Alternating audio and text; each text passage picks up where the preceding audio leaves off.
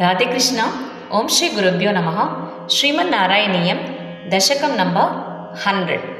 భగవానిన్ కేశాదిపాద వర్ణనే. Tune సాంద్ర. అగ్రే పశ్యామి తేజో నిబిడతరకలాయావలీలోపనీయం పీయూషాప్లావితోహం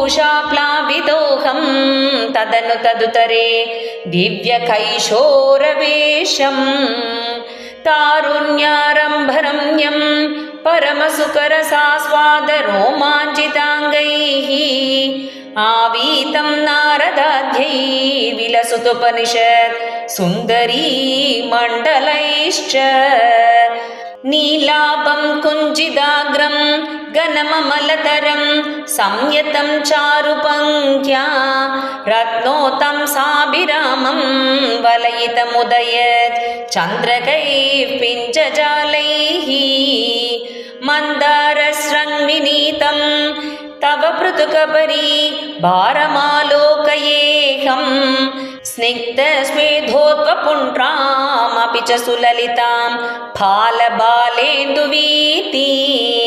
हृद्यं पूर्णानुकम्पार्णवमृदुलहरी चञ्चलभ्रूविलासैः आनीलस्निग्धभक्ष्मावलिपरिलसितं नेत्रयुग्मं विभोते सान्द्रच्छायं विशालारुणकमलदलाकारम् आमुक्तदारं कारुण्यालोकलीला शिशिरितभुवनं क्षिप्यतामय्यनाते उत्तुङ्गोल्लासिनासं हरिमणिमुकुर प्रोल्लसद्गण्डपाली व्यालोलत्कर्णपाशाञ्चितमकरमणिकुण्डलध्वन्द्वदीप्रम् उन्मीलद्धन्तपङ्क्ति स्फुरतरुणतरच्चाय बिम्बादरान्तः प्रीतिप्रस्यन्ति मन्दस्मितमधुरतरं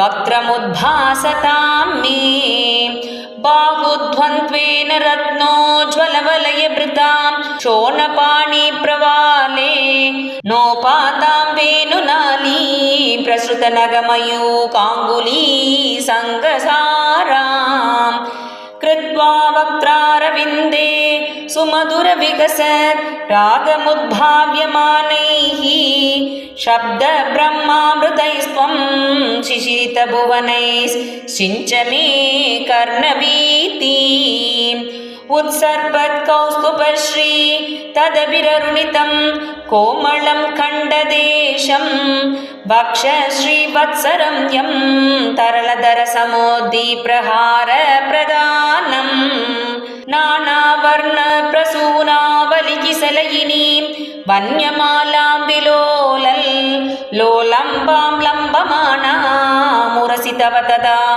भावये रत्नमालाम् अङ्गे पञ्चाङ्गरागैर् अतिशयविकसत् सौरभाकृष्टलोकं लीनानेकत्रिलोकी विदतमविपृशां बिप्रतं मध्यवल्लीं शक्रास्मन्यस्ततप्तोज्ज्वलकनकनिभं पीतचेलं तदानं ध्यायामो दीप्तिरश्मि स्फुटमणिरशना किङ्किणी मण्डितं त्वाम् ऊरू चारू तवोरू घनमशृणुरुचौ चित्तचोरौ रमायाः विश्वक्षोभं विशङ्क्य ध्रुवमणिशमुभौ पीतचेलावृताङ्गौ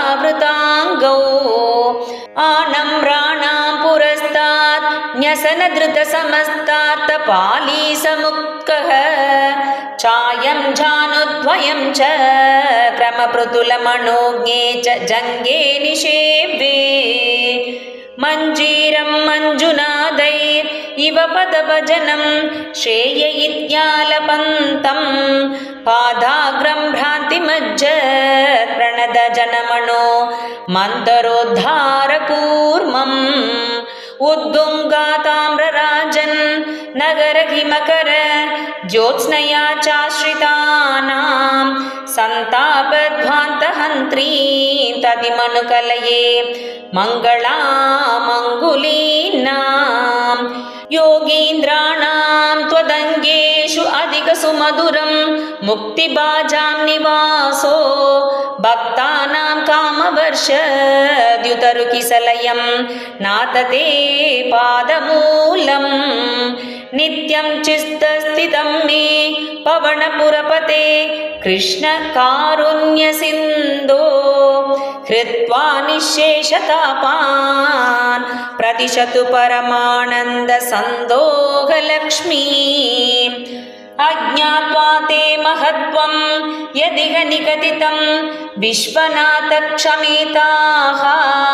स्तोत्रं चैतत्सहस्रोत्तरमधिकतरं त्वत्प्रसादाय भूयात् द्वेधा नारायणीयं श्रुतिषु च जनुषा स्तुत्यता वर्णनेन स्फीतं लीलावतारैरिदमिह कुरुताम् आयुरारोग्यसौख्यम् स्फीतं लीलावतारैरिदमिह कुरुताम् आयुरारोग्यसौख्यम् स्फीतं लीलावतारैरिदमिह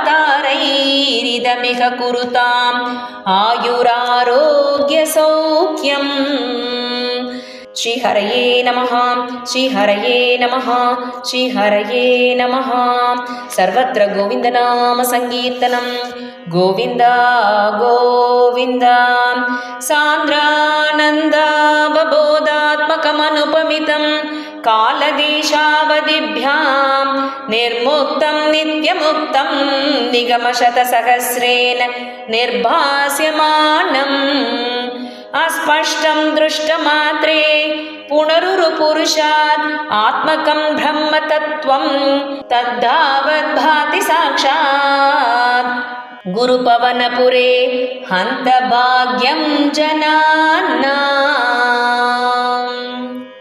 राधे कृष्ण। श्रीहरये नमः श्रीहरये नमः श्रीहरये नमः सर्वत्र गोविन्दनाम संकीर्तनं गोविन्द गोविन्द। राधे कृष्ण।